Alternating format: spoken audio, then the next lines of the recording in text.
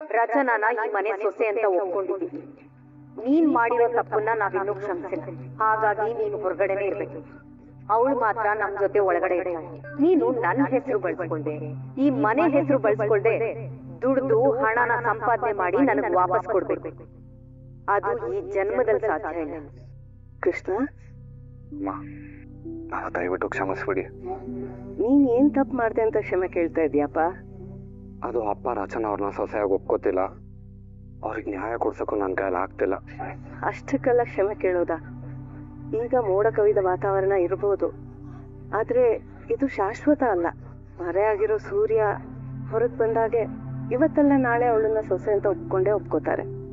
ಅಮ್ಮ, ನಾನು ರಚನಾ ಅವ್ರಿಗೆ ಅವತ್ತೇ ಹೇಳಿದ್ದೆ, ಅಮ್ಮ ನೀವು ದಯವಿಟ್ಟು ಅವ್ರ ಹಳ್ಳಿನ ಬಿಚ್ಚಿ ನಮ್ಮ ಸಂಬಂಧನ ಮುರಿದು ಇಲ್ಲಿಂದ ದೂರ ಹೋಗಿ ಅಂತ. ಅವ್ನು ಮಾತು ಕೇಳೋದೇ ಇಲ್ಲ ಅಂತಾರೆ. ಏನ್ ಮಾತಾಡ್ತಾ ಇದೀಯಾ? ತಾಳಿ ಏನಾದ್ರೂ ಆಟ ಆಡೋ ವಸ್ತುನ? ಆಟ ಮುಗಿದ ತಕ್ಷಣ ಬಿಚ್ಚಾಕಕ್ಕೆ? ಮಾಂಗಲ್ಯ ಅನ್ನೋದು ಎರಡು ಮನ್ಸುಗಳನ್ನ ಒಂದ್ ಮಾಡೋ ದೈವಿಕ ಶಕ್ತಿ. ತುಂಬ ಮನ್ಸಿಂದ ನನ್ ಮಗಳು ನಿನ್ನ ಗಂಡ ಅಂತ ಒಪ್ಕೊಂಡಿರೋವಾಗ ನೀನ್ ಹೀಗ್ ಮಾತಾಡೋದು ಸರಿನಾ? ಅಮ್ಮ, ನೀವು ಮನಸ್ಸಿಂದ ಯೋಚನೆ ಮಾಡ್ತಿದ್ದೀರಾ? ಸ್ವಲ್ಪ ಲಾಜಿಕಲ್ ಆಗಿ ಯೋಚನೆ ಮಾಡಿ. ಅವರು ರಚನಾ ಅವ್ರನ್ನ ಮನೆ ಒಳಗೆ ಸೊಸೆ ಅಂತ ಕರ್ಕೊಂಡಿರ್ಬೋದು, ಆದ್ರೆ ಅವ್ರನ್ನ ಖುಷಿಯಾಗಿ ನೋಡ್ಕೋತಾರೆ ಅನ್ನೋ ನಂಬಿಕೆ ನನ್ಗಿಲ್ಲ ಅಮ್ಮ. ಅಂಡ್ ಅವ್ರನ್ನ ಹಾಗೆ ನೋಡ್ಕೋಬೇಕಾದ್ರೆ ಅದನ್ನ ತಡೆಯೋ ಶಕ್ತಿನೂ ನನ್ನ ಹತ್ರ ಇಲ್ಲ ಅಂದ್ಮೇಲೆ ನಾನು ಅವ್ರ ಗಂಡ ಆಗಿರೋ ಯೋಗ್ಯತೆ ಇಲ್ವಲ್ಲಮ್ಮ ನನಗೆ. ನಾವು ಉಸಿರಾಡಕ್ಕೆ ಶ್ವಾಸ ಎಷ್ಟು ಮುಖ್ಯನೋ, ಗಂಡ ಹೆಂಡತಿ ಮಧ್ಯೆ ವಿಶ್ವಾಸನೂ ಅಷ್ಟೇ ಮುಖ್ಯ. ನನ್ನ ಮಗಳಿಗೆ ಅವಳಿಗಿಂತ ಜಾಸ್ತಿ ನಿನ್ ಮೇಲ್ ವಿಶ್ವಾಸ ಇದೆ. ಅವಳು ನಿಮ್ಮ ಮನೆಯವ್ರ ಪ್ರೀತಿನ ವಿಶ್ವಾಸದಿಂದ ಗೆದ್ದು ಒಳ್ಳೆ ಸೊಸೆ ಅಂತ ಸಾಬೀತು ಮಾಡ್ತಾಳೆ. ಅದಕ್ಕೆ ನಿನ್ ಸಪೋರ್ಟ್ ಸಾಕು. ನೀನ್ ಅವಳ ಜೊತೆ ಹಾಕೋ ಪ್ರತಿ ಹೆಜ್ಜೆನೂ ಕಷ್ಟದಿಂದ ಸುಖದ ಕಡೆ ಕರ್ಕೊಂಡು ಹೋಗುತ್ತೆ. ಅಂತ ಸುಖಮಯ ಜೀವನ ನಿಮ್ದಾಗ್ಲಿ ಅಂತ ಹಾರೈಸ್ತೇನೆ. ಅಯ್ಯೋ ಪಾಪ, ತಾಳಿ ಕಟ್ಟಿದ ಗಂಡ ಹೊರಗಡೆ ನಿಂತಿದ್ದಾನೆ. ಈ ಮನೆಯಲ್ಲಿ ನಿನ್ನ ಸೊಸೆ ಅಂತ ಯಾರೂ ಒಪ್ಕೋತಾ ಇಲ್ಲ. ಇಷ್ಟೆಲ್ಲ ಆದ್ರೂ ದೀಪ ಹಚ್ಚಿ ಈ ಮನೇಲೆ ಇರ್ತೀನಿ ಅಂತ ಅನ್ಕೊಳ್ತಿದ್ಯಲ್ಲ, ಇದಕ್ಕೆ ಏನ್ ಹೇಳ್ಬೇಕೋ ನನ್ಗೆ ಅರ್ಥನೇ ಆಗ್ತಿಲ್ಲ. ನೋಡು, ಈಗ್ಲೂ ನಿಮ್ಗೊಂದು ಆಪ್ಷನ್ ಇದೆ.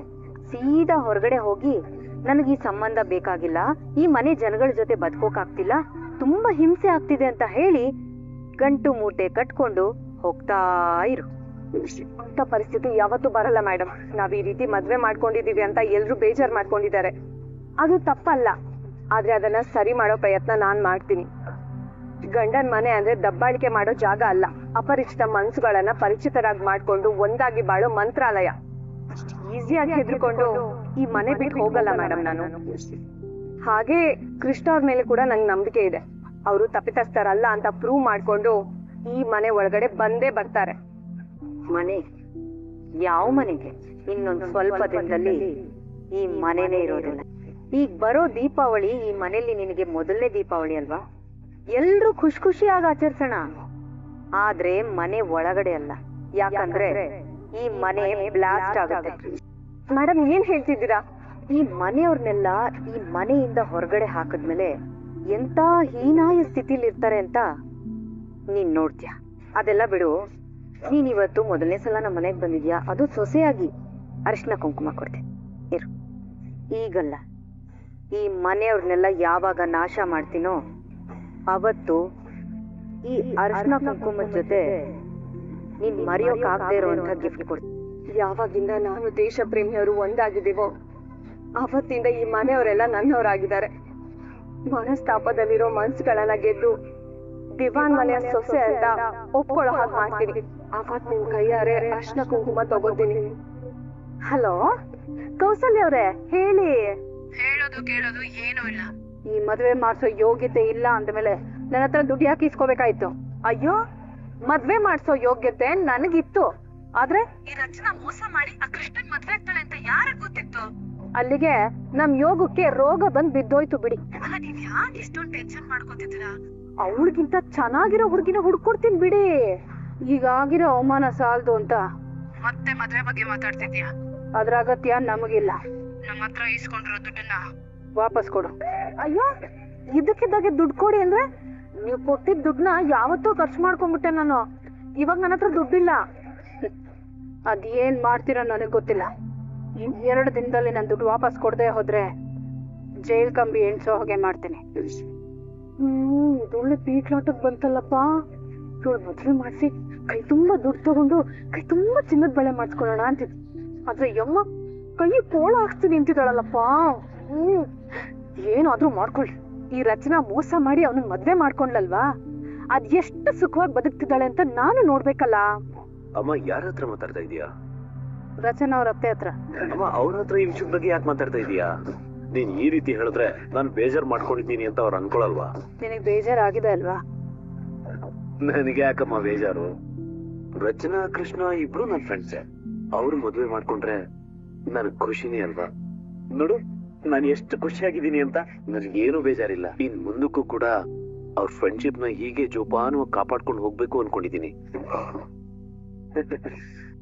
ಆದ್ರೆ ಆ ಕೃಷ್ಣ ಹೇಗ್ ನನ್ ಜೊತೆಲಿ ಇಟ್ಕೊಂಡ್ ನನ್ ಬೆನ್ನಿಗ್ ಚೂರಿ ಹಾಕದ್ನೋ, ನಾನು ಅದೇ ರೀತಿ ಅವನ್ಗೆ.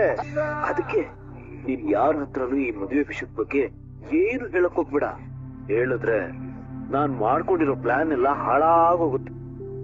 ಏನ್ ಪ್ಲಾನ್? ಅದು ಟಾಪ್ ಸೀಕ್ರೆಟ್. ನಾನು ಒಬ್ನಿಗ್ ಮಾತ್ರ ಗೊತ್ತಿರ್ಬೇಕು. ಕೃಷ್ಣ ಬಾರ. ಕೃಷ್ಣ ಎಲ್ಲಿದೀಯೋ? ಕೃಷ್ಣ, ಏಯ್ ಕೃಷ್ಣ, ಬರ್ಲಿಲ್ಲ ಅಂದ್ರೆ ಚೈನ್ ಹಾಕೊಂಡು ಹೋಗ್ಬೇಕಾಗತ್ತೆ. ಕೃಷ್ಣ ಎಲ್ಲಿದೀಯಾ? ಕೃಷ್ಣ. ಅತ್ತೆ, ಏನಾದ್ರೂ ಕೆಲ್ಸ ಇದ್ರೆ ಹೇಳಿ, ನಾನ್ ನಿಮಗ್ ಸಹಾಯ ಮಾಡ್ತೀನಿ. ಕಾವ್ಯ, ಅಡಿಗೆ ಕೆಲ್ಸ ಎಲ್ಲ ಮುಗ್ದಿದೆ. ಒಂದ್ 4 ಪಾತ್ರೆ ಇದೆ, ತೊಳೆದ್ಬಿಟ್ಟು ಓದ್ಕೊ ಹೋಗು. ನಾನ್ ತೊಳಿತೀನತ್ತೆ. ಕಾವ್ಯ, ನಿನ್ಗೆ ಒಂದ್ಸರ್ತಿ ಹೇಳಿದ್ರೆ ಅರ್ಥ ಆಗುತ್ತೋ ಇಲ್ವೋ?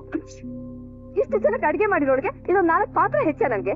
ನನಗೆ ಯಾರ್ ಸಹಾಯನೂ ಬೇಡ, ನಾನ್ ಪಾತ್ರೆ ತೊಳ್ಕೊತೀನಿ, ಓದ್ಕೊ ಹೋಗು ನೀನು. ಅಮ್ಮ ಹೇಳಿದ ಅರ್ಥ ಆಯ್ತು ತಾನೆ? ಅವ್ರಿಗಿನ್ನ ಹಿಂಸೆ ಕೊಡ್ಬೇಡಿ, ಇಲ್ಲಿಂದ ಹೋಗಿ. ನಿಂತ್ಕೊಳ್ಳಿ ಅತ್ತೆ, ಪ್ಲೀಸ್ ಅತ್ತೆ, ನನ್ನ ಹತ್ರ ಮಾತಾಡಿ. ನಾನ್ ತಗೊಂಡಿರೋ ನಿರ್ಧಾರದಿಂದ ನಿಮಗ್ ನನ್ ಮೇಲೆ ಕೋಪ ಬಂದಿದೆ ಅಂತ ನಂಗೆ ಗೊತ್ತು. ಆದ್ರಿಂದ ನಿಮ್ಗೆ ಹರ್ಟ್ ಆಗಿದೆ ಅಂತಾನೂ ಗೊತ್ತು. ಆದ್ರೆ ನಮ್ಮಪ್ಪನ್ ಮಾತೊಳ್ಸಕ್ಕೋಸ್ಕರ ನಾನು ಈ ನಿರ್ಧಾರ ತಗೋಬೇಕಾಯ್ತು. ಇಷ್ಟು ದಿನ ನನ್ ಮನೆಗ್ ಬಂದಾಗೆಲ್ಲ ನನ್ನನ್ನ ಮಗಳ ತರ ನೋಡಿದೀರ. ಇವಾಗ ನೀವು ಮಾತಾಡದೆ ಹೋದ್ರೆ ನನ್ ಕೈಯಲ್ಲಿ ಸಹಿಸ್ಕೊಳಕ್ ಆಗಲ್ಲ ಅತ್ತೆ. ಪ್ಲೀಸ್ ಅತ್ತೆ, ನನ್ನ ಹತ್ರ ಮಾತಾಡಿ. ಕಾವ್ಯ, ಅಮ್ಮ ಏನಾಯ್ತಮ್ಮ? ಹೇಳಿ ಇವಳಿಗೆ. ಈಗ್ಲೂ ಇವಳು ಮಗಳು ಅಂತ ನಮ್ಮನೆಗೆ ಬಂದ್ರೆ ನಾನು ಇವಳನ್ನ ಸ್ವೀಕಾರ ಮಾಡ್ತೀನಿ, ಇವಳು ಸೇವೆನೂ ಮಾಡ್ತೀನಿ. ಮಗಳು ಅಂತ ಹೇಳಿ ನನ್ ಬೆನ್ನ ಹಿಂದೆ ನಾಟಕ ಆಡಿ ಮನೆಗ್ ಸೊಸೆಯಾಗಿ ಬಂದ್ರೆ ನಾನು ಯಾವತ್ತೂ ಇವಳನ್ನ ಸ್ವೀಕರಿಸೋದಿಲ್ಲ. ಇಂತ ದೊಡ್ಡ ನಿರ್ಧಾರ ತಗೊಳ್ಳೋದಕ್ ಮುಂಚೆ ಅಪ್ಪ ಅಮ್ಮಗೊಂದ್ ಮಾತು ಹೇಳ್ಬೇಕು ಅಂತ ಗೊತ್ತಾಗಲ್ವಾ ಇವರಿಗೆ? ಕಾವ್ಯ, ಒಂದ್ ಮಾತು ಮಾತ್ರ ನೆನ್ಪಿಟ್ಟು, ನೀನ್ ಯಾವತ್ತಾರು ಈ ರೀತಿ ತಪ್ಪು ದಾರಿ ಹಿಡಿದು ಈ ತರದ್ದು ದೊಡ್ಡ ನಿರ್ಧಾರನ ಅಪ್ಪ ಅಮ್ಮನ್ ಕೇಳಿದ್ರೆ ತಗೊಂಡೆ ಅಂದ್ರೆ ನಾನು ಯಾವತ್ತೂ ನಿನ್ ಮೈ ಮುಟ್ಟಿಲ್ಲ. ಅವತ್ ಮೈ ಉರಿಯೋ ತರ ನೆನ್ಪಿಟ್ಕೊ. ಕೃಷ್ಣ ಬಂದಿಲ್ವೇನೆ? ಇನ್ನ ಇಲ್ಲಮ್ಮ. ಅಮ್ಮ ಕರೆದ್ರಂತೆ, ಏನಾದ್ರು ಸಮಸ್ಯೆನಾ? ಮೊದ್ಲು ಕೂತ್ಕೋ, 1 ನಿಮಿಷ ಬಂದೆ, ಊಟ ಮಾಡು. ಅಮ್ಮ, ನೀನ್ ನನ್ನ ಹಳ್ಳಿನ ತರ ಟ್ರೀಟ್ ಮಾಡ್ತಿದ್ದೀರಾ. ಆ ಯೋಗ್ಯತೆ ನನ್ಗಿಲ್ಲ ಅಮ್ಮ. ನೀನ್ ಏನೇ ಹೇಳಿದ್ರು ನೀನ್ ನನ್ನ ಅಳಿಯಾನೆ. ಆದ್ರೆ ಇದಕ್ಕೂ ಮುಂಚೆ ನೀನ್ ನನ್ ಮಗನ್ ತರ ಇರ್ಲಿಲ್ವಾ? ನನ್ನನ್ನ ಅಮ್ಮ ಅನ್ಕೋತಾ ಇರ್ಲಿಲ್ವಾ? ಹಾಗಿರೋವಾಗ ಮಗನ್ಗ್ ಊಟ ಕೊಡೋದ್ರಲ್ಲಿ ತಪ್ಪೇನಿದೆ? ಊಟ ಮಾಡು. ಅಮ್ಮ, ರಚ್ಚು ಕಾಲ್ ಮಾಡ್ತಿದ್ದಾಳೆ. ಆ ರಚ್ಚು, ಹಲೋ ಅಮ್ಮ, ಅವ್ರು ಊಟಕ್ ಬಂದ್ರಾ? ಹೂಮಾ, ಬಂದಿದ್ದಾರೆ. ಅವರಿಗೆ ಹೊಟ್ಟೆ ತುಂಬಾ ಊಟ ಮಾಡಕ್ ಹೇಳಿ. ಇಲ್ಲಾಂದ್ರೆ ಅವರು ಈ ಮನೆ ಬಗ್ಗೆ ಯೋಚನೆ ಮಾಡಿ ಉಪವಾಸ ಇದ್ಬಿಡ್ತಾರೆ. ನೀನೇನು ಯೋಚನೆ ಮಾಡ್ಬೇಡ, ಅವನಿಲ್ಲೇ ಊಟ ಮಾಡ್ತಾನೆ.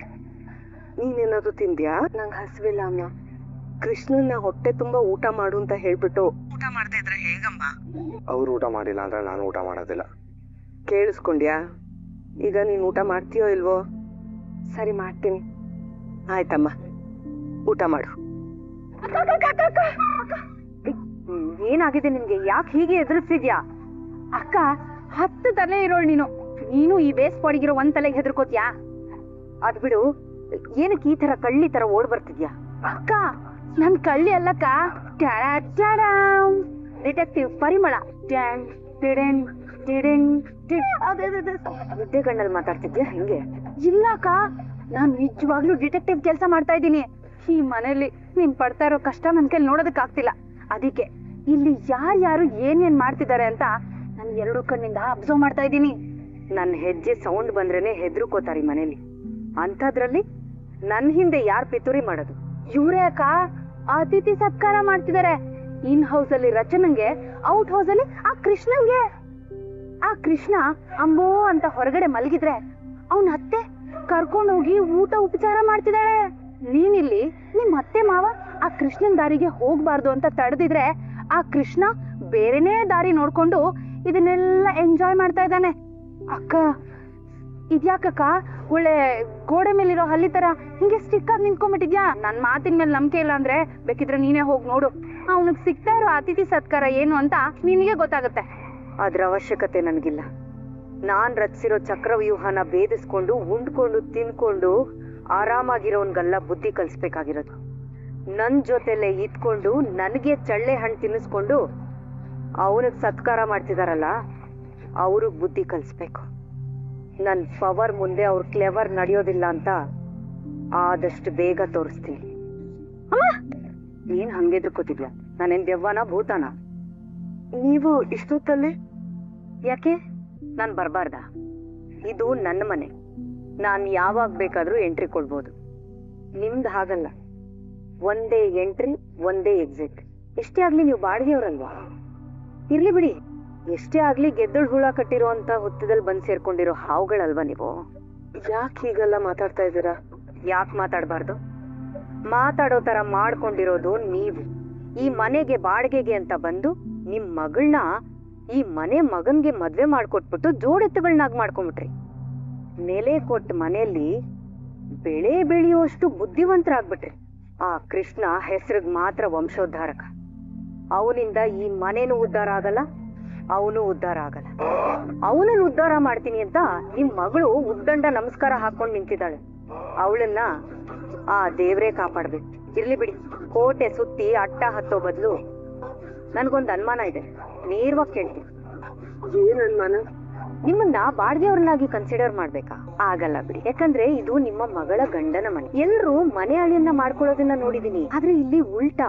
ಅಳಿಯನ್ ಮನೆಯಲ್ಲಿ ನೀವುಗಳೇ ಬಂದ್ ಜಾಂಡ ಊರಿರೋದ್ನ ಫಸ್ಟ್ ಟೈಮ್ ನೋಡ್ತೀನಿ. ನೋಡಿ, ಇನ್ನು ಮಕ್ಕಳ ಮನೆನೇ ಇರ್ಬೋದು, ಆದ್ರೆ ಈ ಮನೆಗ್ ನಾವು ಬಾಡಿಗೆ ಕೊಡ್ತಿದೀವಲ್ಲ. ತುಂಬಾ ಹುಷಾರ್ ಕಣೆ ಪುಟ್ಟಿ ನೀನು.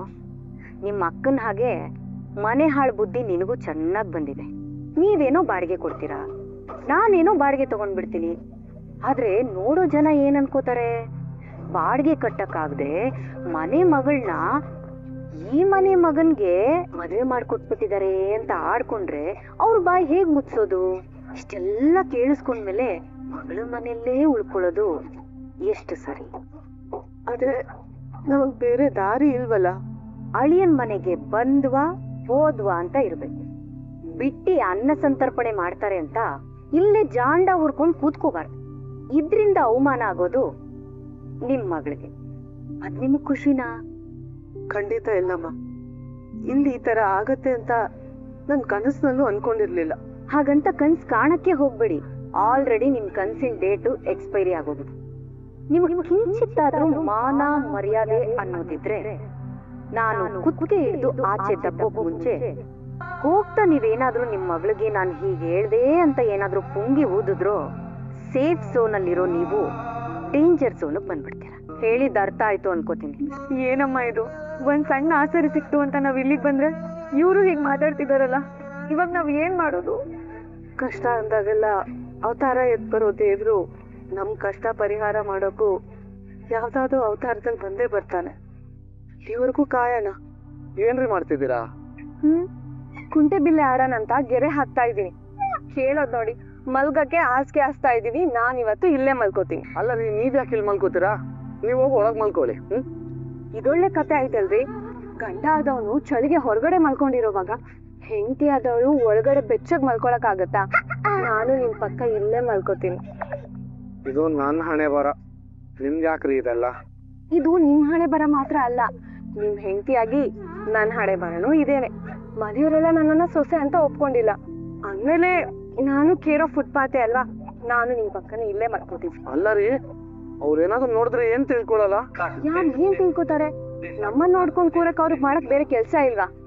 ಗಂಡ ಹೆಂಡತಿ ಆದವರು ಹೀಗೆ ಜೊತೆಗ್ ತಾನೇ ಮಲ್ಕೋಬೇಕು. ಅಲ್ಲ ರೀ, ರಾತ್ರಿ ಹೊತ್ತು ಇಲ್ಲಿ ತುಂಬಾ ಚಳಿ ಆಗುತ್ತೆ, ನಿಮಗ್ ಕೋಲ್ಡ್ ಆಗ್ಬಿಡತ್ತೆ. ಬಿಸಿ ಮಾಡಕ್ ನೀವ್ ಇದ್ದೀರಲ್ಲ, ಅಂದ್ರೆ ನಿಮ್ ಪಕ್ಕದಲ್ಲಿ ಮಲ್ಕೊಂಡ್ರೆ ಬೆಚ್ಚಗಿರುತ್ತೆ ಅಂತ. ಏನ್ ಗೊಣಗ್ತಾ ಇದ್ದೀರಾ? ಸ್ವಲ್ಪ ಜೋರಾಗಿ ಹೇಳಿ. ನೀವ್ ಮಾತಾಡೋದ್ ಕೇಳಿಸ್ಕೊಳಕ್ಕೆ ನಂಗ್ ತುಂಬಾ ಇಷ್ಟ. ಆಕ್ಚುಲಿ ಒಂದ್ ಕೆಲ್ಸ ಮಾಡೋಣಲ್ಲ ಕಿಚನ್, ನೀವು ಬೆಚ್ಚಿಗೆ ಈ ಬೆಡ್ ಮೇಲೆ ಮಲ್ಕೊಳ್ಳಿ, ನಾನು ನೆಲದ ಮೇಲೆ ಮಲ್ಕೋತೀನಿ. ತಪ್ಪು ತಪ್ಪು ತಪ್ಪು ತಪ್ಪು. ಗಂಡ ಯಾವತ್ತಿದ್ರು ಮೇಲ್ಗಡೆ ಮಲ್ಕೋಬೇಕು, ಹೆಂಡತಿ ಯಾವತ್ತಿದ್ರು ಕೆಳಗಡೆ ಮಲ್ಕೋಬೇಕು. ಅದೆಲ್ಲ ಆಗಲ್ಲ, ನಾನು ಇಲ್ಲೇ ಮಲ್ಕೋತೀನಿ. ಸರಿ, ನೀವಿಲ್ಲೇ ಮಲ್ಕೋತೀರಾ ಅಂದ್ರೆ ನಾನು ನಿಮ್ ಪಕ್ಕ ಇಲ್ಲೇ ಮಲ್ಕೋತೀನಿ. ಇದ್ಯಾಕೋ ಸರಿ ಇಲ್ಲ. ಯಾಕ್ರಿ, ಏನಾಯ್ತು? ನಾನೇನ್ ಮಾಡ್ದೆ? ನನ್ ಪಾಡಿಗೆ ನಾನು ಮಲ್ಕೊಂಡಿದ್ದೆ ತಾನೆ. ಲಕ್ಕಿ ಚಾಮ್, ನೋಡಿ ಈಗಾಗಲೇ ತುಂಬಾ ಸಮಸ್ಯೆಗಳಿದೆ. ನಾನ್ ಮಾಡಿರೋ ತಪ್ಪಿಂದ ನೀವು ಕಷ್ಟ ಅನುಭವಿಸ್ತಾ ಇದ್ದೀರಾ. ನಂಗಿನ್ನ ಸಮಸ್ಯೆಗಳು ಜಾಸ್ತಿ ಮಾಡೋದು ಇಷ್ಟ ಇಲ್ಲ. ನಾವಿಲ್ಲ ಅಂತ ಯೋಚನೆ ಮಾಡೋದ್ ಬಿಟ್ಟು ಇರೋ ಕುಟುಂಬನ ಚೆನ್ನಾಗಿ ನೋಡ್ಕೊ. ಆ ಮನೆಯವರು ಯಾವತ್ತು ನಿನ್ನನ್ನ ಸೊಸೆ ಅಂತ ಒಪ್ಕೋತಾರೋ ಅವತ್ತು ನಿನ್ನ ನೋಡೋದಕ್ಕೆ ಬರ್ತೀನಿ. ಒಳ್ಳೇದಾಗ್ಲಿ ಅಮ್ಮ.